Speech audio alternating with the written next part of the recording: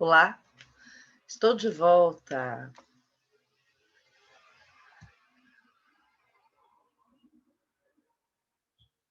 Vamos a isso. Deixa eu abrir aqui para a gente poder falar. Vou já compartilhar o nosso material para que possamos dar sequência ao que vínhamos fazendo.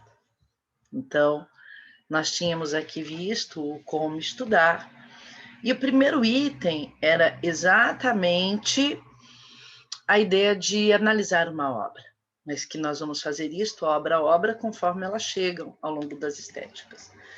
Depois eu quero que vocês prestem atenção nessa composição lateral. Olha, nós temos aqui uma sequência. Sim, olha a barra de rolagem do PowerPoint à sua esquerda. E essa sequência ela vai se repetir. Ó. 1, 2, 3, 4, 5 vezes. Por que ela vai se repetir? Porque eu vou falar sobre vários aspectos da linha do tempo. Vários aspectos da linha do tempo. Então, conforme eu passo uma, não pense que eu já falei todas as informações sobre a linha do tempo, até porque, olha, deixa eu te mostrar. Depois desses aspectos, nós temos efetivamente uma série de considerações aí, tempo por tempo, olha. Tempo por tempo, sim. Você vai ver tempo por tempo, olha. Tá bem? Com aprofundamento. Então, primeiro, essas considerações que eu acho fundamentais para você suportar o meu curso. Suportar o meu curso. No sentido de ter suporte, de ter noções básicas que você ouviu agora. Eu não posso contar com o que você ouviu no passado, né? Até porque agora talvez você chegue com essa vontade de passar no vestibular como a UEL, que cobra tanto arte. Então, olha, a linha do tempo ela é muito longa. Muito longa. Se nós pensarmos que nossa história é imemorial, mas eu coloquei ali um limite para facilitar a sua vida. 30 mil anos antes de Cristo. Tudo bem? Se tem material de antes? Claro que tem. Até comento a posteriori. Tenho sim, e são muito interessantes. Algumas garatujas, umas faces humanas em pedras, alguns corpos femininos, que nós chamamos de Vêneres, as plural de Vênus, algumas mulheres que fazem alusão à fertilidade, mas 30 mil já é um bom início de conversa. E nesse primeiro slide, eu gostaria que vocês observassem, nós temos 6 marcações temporais, né? Então, eu tenho antes da escrita, 2, na antiguidade, mais 2, na antiguidade, mais 2. Então, nós temos 6 marcações temporais. Olha só que interessante. De tempos imemoriais, que nós fechamos em 30 mil anos antes de Cristo, até 753 anos, vamos seguir até enquanto Roma permanece, no século IV depois de Cristo. Nós temos 6 estéticas, né? O que, de alguma maneira, facilita muito os estudos. Mas vamos olhar primeiro esse nome, né? Antes da escrita. Por que eu peguei antes da escrita e não pré-história? Porque é uma grosseria você falar que ali não é história, né? Então, nós fazemos essa marcação. Quem faz a marcação para o início da história, para quem ainda chama assim, são poucos os pensadores que ainda chamam assim. Às vezes no vestibular aparece assim porque eles querem dar acessibilidade a todos, querem uma possibilidade democratizante, mas a grande tendência é parar de chamar de pré-história. Então, antes da escrita, nós vamos ter ali algo que vem de 30 mil anos antes de Cristo e que nós chamamos de paleolítico. Esse nome é muito interessante. Paleo é antigo, litos, pedra. Sim, são termos do latim, e paleo vai dar essa sensação de uma antiguidade tamanha que a pedra, o litos, vai ser lascado. É o período da pedra lascada. Ali nós vamos ter muita arte interessante no interior de cavernas, com pinturas em que o homem declinava a sua vontade de alcançar uma alimentação melhor. Então, se ele cobiçava caçar um bisão, ele pintava esse bisão como se fosse uma ritualística. É muito interessante conhecer e vocês vão gostar. Depois nós afixamos 10 mil anos antes de Cristo para o Neolítico. Olha, a minha impressão é que talvez ali tenha acontecido a maior revolução da humanidade, que é a Revolução Agrícola. Por que a maior?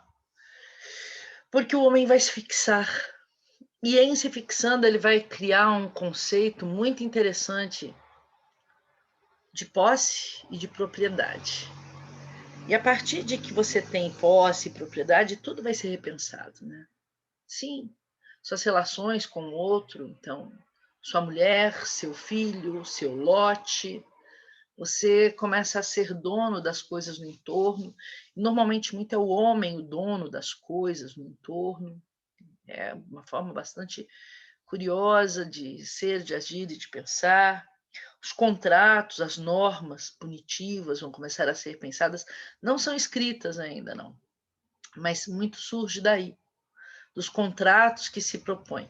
E, em nome dessa posse, dessa propriedade, duas situações ganharam espaço. Primeiro, a discussão das coisas do morto, né? Que até então não tinha nada, então morria-se, e às vezes perdia-se a pessoa no caminho, mas agora eles vão começar a ter dômenes, que são pequenas construções lajeadas, especialmente para os chefes de clã, os homens mais poderosos. Então, essas coisas do morto, onde é que a gente vai deixar? Se guarda junto do corpo do morto, porque era dele, né? Ou se a gente vai passar para um filho, se vai ter uma sucessão. E a outra composição muito interessante é a disputa, a briga, a lide pelas coisas. E a arte vai trazer muito isso, muitas cenas de briga. Sim, é uma violência assim absurda. Essa maturação, né, dessa pedra que antes era lascada vai passar a pedra polida, por isso neolitos, a nova pedra. Quando nós estamos na antiguidade, nós vamos perceber também dois tempos muito interessantes, dois lugares interessantes. E se você for a livros muito específicos, é claro que uns vão falar em 4.000 anos antes de Cristo para a Mesopotâmia, outros vão falar 5.000 anos, outros vão falar 3.600 para o Egito. Vão. Haverá uma numeração sem fim. Eu tenho livros aqui, dependendo de onde foi publicado, na Alemanha, na França, em Portugal, as datas vão oscilando. O que seria interessante para você que vai fazer um vestibular, precisa se desenrascar das dificuldades? Olha, a média é 4.000 anos antes de Cristo para compreender o surgimento dessas civilizações que marcaram a antiguidade. O que elas têm em comum para elas estarem ali juntinhas? Primeiro, essa temporalidade, né? Mas depois elas vão se edificar ao longo de rios. A Mesopotâmia é um pouco mais enganosa, porque se você estudar a história de verdade, você vai perceber que nós não vamos falar só das povas entre o rio Tigre e Eufrates. Não. Isso seria sumérios, acádios, babilônios. Não, nós também vamos falar de assírios. E assírio não vem de região com água nem aqui, nem na Conchinchina, vem da Síria, que são terras altas, normalmente muito mais áridas. Já os sumérios, os babilônios, são assim o expoente, não são os que mais se preservam, porque vivem uma vida mais confortável, os assírios são mais agressivos e vão dominar um monte de coisa, mas esses povos eles vão viver, sumérios, babilônios, acádios, ao pé desses dois rios, onde tinha ali muita fartura em consideração das possibilidades da época. É onde nós vamos ter o Código de Hammurabi. Sim, não é Código de Talião, é Código de Hammurabi. Talião é uma adjetivação romana, tal é igual. Então, como o artigo mais famoso é olho por olho, dente por dente, a gente fala que é tal e igual a pena, né? Mas não é também o único artigo, a única pena, mas é muito interessante. Na época a gente vai falar desse Código de Hammurabi, muitos zigurates, uma construção muito interessante, em forma piramidal, como a pirâmide, só que desta vez escalonada, com degraus e sem o topo, né, sem a ponta, onde eles vão não só guardar alimentos, praticar a administração do local, haja vista que da altura dá para ter um controle do território, e também a realização de ritos religiosos, sim, porque a ponta sempre tem vínculos com essa ideia do céu, do sol, então eles vão muito para a ponta para fazer ritos. O interessante da Mesopotâmia é que o líder, no caso o monarca, não é um deus. Pode até ser um sacerdote, mas não é um deus. Diferente do Egito, que é uma civilização mais ou menos do mesmo período, mais recente, mas que nós vamos ver essa força muito grande nas edificações, não são só pirâmides, nós temos templos, hipogeus, mas um pragmatismo muito diferente do aproveitar o agora. É um pragmatismo religioso do porvir, do pós-mortem, e ali eles vão acreditar que seus líderes são deuses e que eles vão morrer e que eles precisam, depois de volitar do latim voar, 40, 50 anos, dependendo do papel que eles assumem, do alto, baixo império, eles vão voltar para aquela múmia ou para uma estátua para governar mais uma vez. Então tem ali um pragmatismo muito interessante. A antiguidade, ela é simples, ela é muito simples. Aliás, a história da arte toda é muito simples, com alguns itens que você, observando, considerando, logo vai perceber o limite daquela população, de como as coisas foram feitas. Aí, na sequência, nós temos aqui a Antiguidade Clássica, Grécia e Roma. Eu coloquei 2000 anos antes de Cristo para a Grécia porque a Elade mesmo, ela é mais recente, 800 anos antes de Cristo, você percebe a Elade. Mas antes ali nós temos uma cultura micênica e minoica, desde a Idade do Bronze, que eu vou resgatar. E aí, quando eu falo desde a Idade do Bronze, eu sei que alguns de vocês vão ficar assim confusos, porque eu falei Paleolítico, Neolítico e não falei Idade do Bronze aqui. E é a hora que eu quero que vocês parem para pensar comigo. Todas as civilizações estão vivendo as mesmas coisas simultaneamente? Olha, quando os portugueses chegaram aqui, eles se tomaram por mais civilizados. Eu não penso que é bem assim, não, tá? A gente ainda vai discutir isso. Mas eles viviam o mesmo estágio de percepções e de vivências que os povos nativos? Não. Então, e quem está rotulando tudo isso é europeu, né? Pela visão europeia. Então, nós vamos perceber que, às vezes, o que um povo passou por volta de 4.000 anos, 5.000 anos antes de Cristo, outro vai passar por volta de 2.000. Nos interessa estudar a cultura micênica e minoica, e em Roma é uma pena, que eu já começo de Roma mesmo, não pego os etruscos. Mas aí é uma questão de tempo mesmo, eu não tenho como entrar em tudo, falar de tudo. Então, em Roma a gente fica só com Roma mesmo. Mas são momentos muito importantes da história da humanidade, especialmente para o Ocidente, porque fica aqui o berço das nossas percepções, da construção da linguagem, do pensar, é fundamental. Né? Teatro, a experiência da beleza e da realidade vem da antiguidade clássica, da utilidade das formas, muito, muito, muito em Roma. Então, tudo isso vai ser estudado por nós. Numa sequência, olha só, nós temos 15 estéticas. Olha como a coisa vai se apertando. E é claro que aqui eu vou colocando com alguma economia, mas eu me esforço para colocar o máximo possível. 15 estéticas entre a Idade Média e o final da contemporânea. Olha só, mais um momento para você prestar atenção, né? Quando a gente fala moderna e contemporânea, sobre o prisma da história, eu não estou falando minimamente a partir de 1922 no Brasil, a partir de 1950. Moderna é depois da queda do Império Romano, do Oriente para os turcos otomanos, ou seja, 1453. Tá legal? É a moderna. Ah, Sandra, mas você deixou alguma coisa ali de 1380 por conta do Renascimento. Essas datas que aqui estão vinculadas com os nomes que estão abaixo. Tudo bem? A contemporânea, todo mundo também sabe que começa com a Revolução Francesa, que é 1789. Eu deixei 1770, porque o romantismo ele é um desenrolar, especialmente com um teórico famoso, Jean-Carlo Argan, do neoclassicismo. Então a gente tem que ir com calma, porque ele já dá notas anteriormente à Revolução Francesa. Mas vamos parar para pensar o que tem em cada um. Olha, na Idade Média. A Idade Média tem 3 estéticas que você precisa conhecer.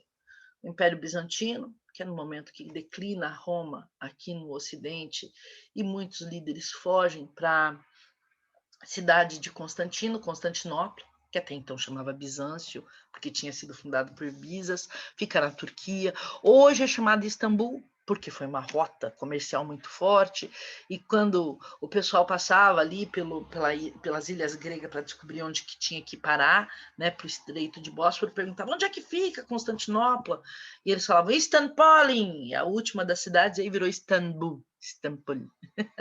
Virou uma coisa assim, mais ou menos. Então é Istambul hoje, mas é muito interessante, é uma cultura que você vai encontrar em Istambul, em Ravenna, no Egito, no Monte Sinai, tem alguma coisa, e é assim, como todas as outras da Idade Média, uma cultura que tem Deus como centro do universo. É uma cultura teocêntrica, muito interessante, e nós vamos perceber que o homem, inclusive para suas conquistas pecuniárias, financeiras, utiliza o nome de Deus. O que não parece muito concordar com a ideia do cristianismo original, mas que vai acontecer violentamente. Haja vista as cruzadas, por exemplo, mais tarde, no período românico, e por favor, o bizantino ele não termina, né? Ele vai de 476 até 1453. Então, é que eu agora vim para a Europa, mas você vai ver nas cruzadas que nós temos, inclusive, cruzadas comerciais, que vão vilipendiar, vão assolar, vão roubar, né? Pessoas que vão roubar o que pode e o que não pode pela frente. Então, a gente tem que tomar muito cuidado na hora da história, do estudo de tudo isso. Depois, o período gótico nos idos de 1100 é interessantíssimo, porque se eu tenho o românico, com uma marcação também de cruzadas, muitas construções rústicas, mosteiros, muito rural, subsistência, depois a gente vai ver aqui o surgimento da cidade já por volta do século XII.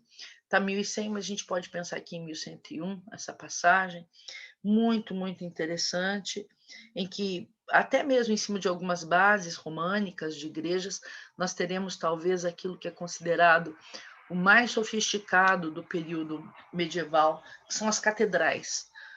Num determinado momento, nós sabemos que em França se construíram mais de 500 catedrais em 50 anos, porque os reis capetianos vieram com uma política desde Luís VII de expansão, de fundação, de captura de bens, comércio, atos de mercancia. Então, feira, quadrilátero de Laudêmio, que é onde eles vão cobrar imposto sobre quem quer ficar por ali, a catedral, tudo isso começa mais ou menos nesse período. E a gente vai estudar com cuidado a catedral gótica. Depois vem, com certeza, a Era Moderna com muita força. Olha só o que vocês vão encontrar. Os movimentos que são o suprassumo do clássico, Renascimento, Maneirismo, Barroco, Rococó e Neoclassicismo. Alguns de vocês vão me perguntar, mas o Barroco é clássico? Ele não rompe com o Renascimento? Ele rompe, mas a ruptura dele é ainda muito pautada nos cânones, sabe? Não é uma ruptura que você fale assim, deixou de ser clássico. Não, é um movimento clássico. São esses todos os movimentos clássicos. O próprio maneirismo rompe, entende? Que é uma estética que poucas vezes se estuda, poucas vezes se aprende. Então tem uma ruptura, mas uma ruptura pequena. Não é uma ruptura, por exemplo, que tenha paralelo a um romantismo ou ao impressionismo. Esses rompem, esses têm uma estrutura de modernidade muito grande. Tem uma estrutura de modernidade. Ali ainda se faz muito com base no cânon. Eu vou fazer um pouquinho torto, mas é no limite do que o cânon estuda, que ainda vai ter alguma proporcionalidade. Existe, sim, muita assimetria, mas existe também muita simetria diagonal, que é um valor que poucas pessoas enxergam e que podem estar lá. Então, Renascimento, vocês sabem, né? A gente fala que é o 300, 400 e 500, mas começa bem mesmo, o início dele é entre 1380 e 1401. Seu expoente é o século XV, portanto, 1401 e adjacências, e ele começa a declinar em 1520, quando há um saque em Roma, e aí alguns artistas, até porque intimidados com a presença de um Michelangelo, de um Rafael e de um Leonardo, né? Começam a criar um pouco a sua maneira. Então, em 1520, a gente vai perceber o maneirismo. E depois, olha só que interessante, quando nós temos a construção de São Pedro e a recolha de dinheiro indiscriminada pela igreja, Lutero rompe, para vocês terem uma noção, o Papa anterior ao luteranismo, ele tinha tido 10 filhos. Então, a igreja realmente estava no estado de prevaricação, ela se perdeu um pouco, depois ela volta. A igreja é humana, gente. Erra, se conserta e erra. Qualquer igreja é humana. Então, sempre haverá erros, viu?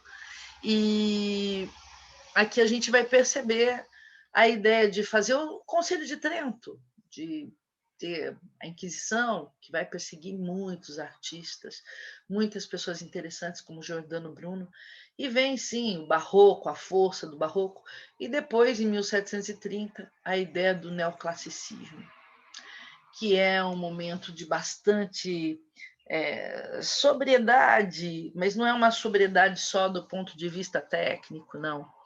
É uma sobriedade acerca da própria história, porque o absolutismo ao longo do Barroco, do Rococó e do neoclassicismo, tudo que vai fazer é torrar muito dinheiro em nome da decoração e do bem viver de uma classe em detrimento das demais.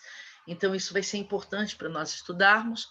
E quando chega a contemporânea, é claro, né? Nós vamos ver a força burguesa no romantismo, ficamos aí por volta de 1770. Vamos ver a força do operariado depois da Comuna de Paris e do sindicalismo, então a gente pega por volta de 1850. Quero deixar bem claro, essas datas são datas arredondadas, para você agora que me assiste, ter uma certa noção de mundo. Tá? Olha, por exemplo, existe obra do Gustave Courbet de 1849, que é o enterro em Ornans, que é quando ele disse que o romantismo morreu. E eu estou colocando 1850 porque é mais fácil para você.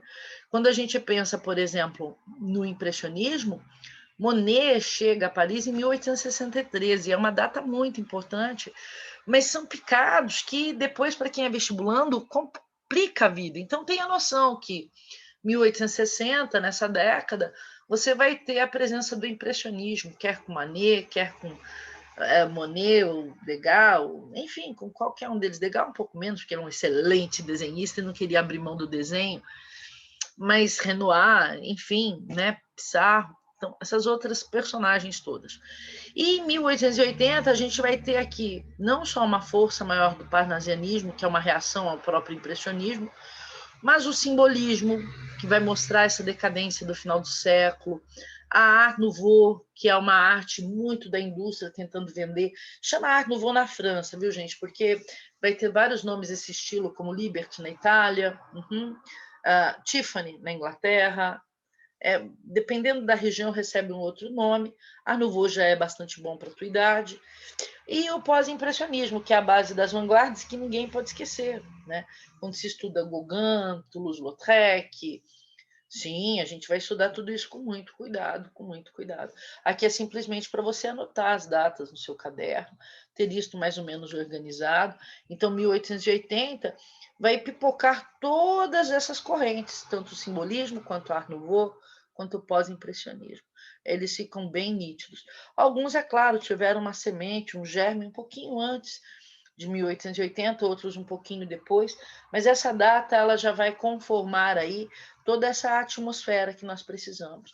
E depois a linha do tempo ela fecha com isto, e eu vou fechando o nosso encontro com datas das vanguardas, que são várias, não é? Depois com a arte do pós-guerra e as neo-vanguardas. Olha só, essas datinhas aqui, alguém vai te cobrar que você saiba decor. Pegar o expressionismo, que a gente tem dois momentos, um dentro do simbolismo com o Mann. Eu acho muito interessante pensar o Mann com o grito, e também pensar um pouquinho o Vincent van Gogh, só que ele é anterior a 1893. Muita gente questiona se é ou se não é. Eu sou da corrente que acha que o Vincent já trazia consigo o expressionismo. Tá?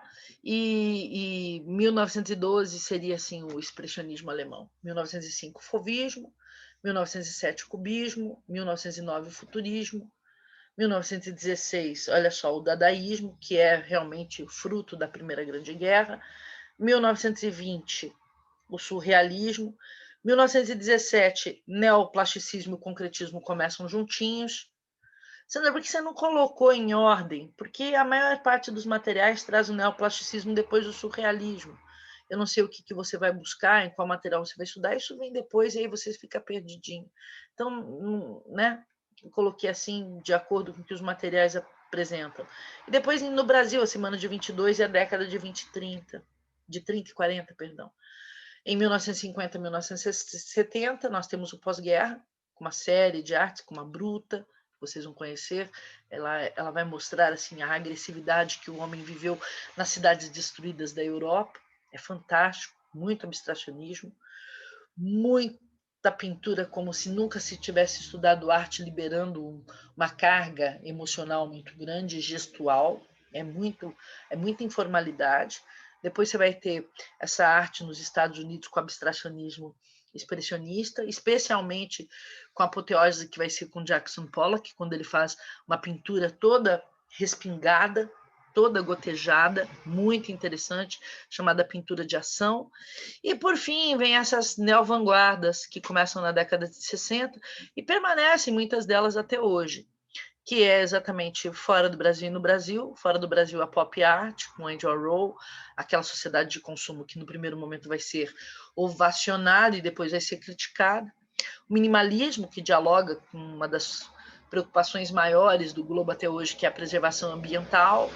Ele não é o único, ele não é o que permanece nessa questão, é que ele começa na época de uma conferência que nós temos em Estocolmo, em 1972, ali vem a mais forte dele, e aí sim surge a Land Art, que vai efetivamente pensar o espaço e vai ser preservacionista de vez. Depois o Novo Realismo, que é uma série de pintores trabalhando de maneira muito fotográfica. Sim, chega um ponto que você nem sabe o que é fotografia e o que é a peça. O conceitual, que é uma sequência das conquistas de Duchamp, o artista que diz que a arte pode ser simplesmente uma ideia, que, aliás, ser uma ideia não é pouca coisa. O Fluxus com performance. Olha só que curioso, né? O Fluxus é de 1960, mas aqui no Brasil, em 1951, a gente já teve uma performance de Flávio de Carvalho pelas ruas da cidade de São Paulo. Ele caminhando com um traje bem curioso, uma saia, uma blusa de mangas bufantes, lembrando uma mistura entre o kilt escocês, onde ele estudou, inclusive, fez engenharia, e as mangas bufantes, assim, de um bobo da corte, de um momo, e ele diz que é o new look. E depois nós temos o neoconcretismo, que é algo exclusivamente nacional, muito, muito importante, com Hélio Oiticica, uma gente boa, Lígia Clark e a Lígia Pepe, as duas trabalhando com ele. Depois vão chegar outras pessoas, outros artistas, para que o povo pudesse participar dessa arte, mexer, virar, torcer, muito interessante. E a nova objetividade brasileira, que dialoga um pouco não só com a pop art internacional, mas também com a arte de guerrilha, que nós vamos experimentar aqui dentro do período de ditadura. Essa é a linha do tempo. Eu espero que vocês tenham anotado. Se não anotou, volta o vídeo. E eu volto para falar mais sobre tudo isso. Obrigada. Tchau.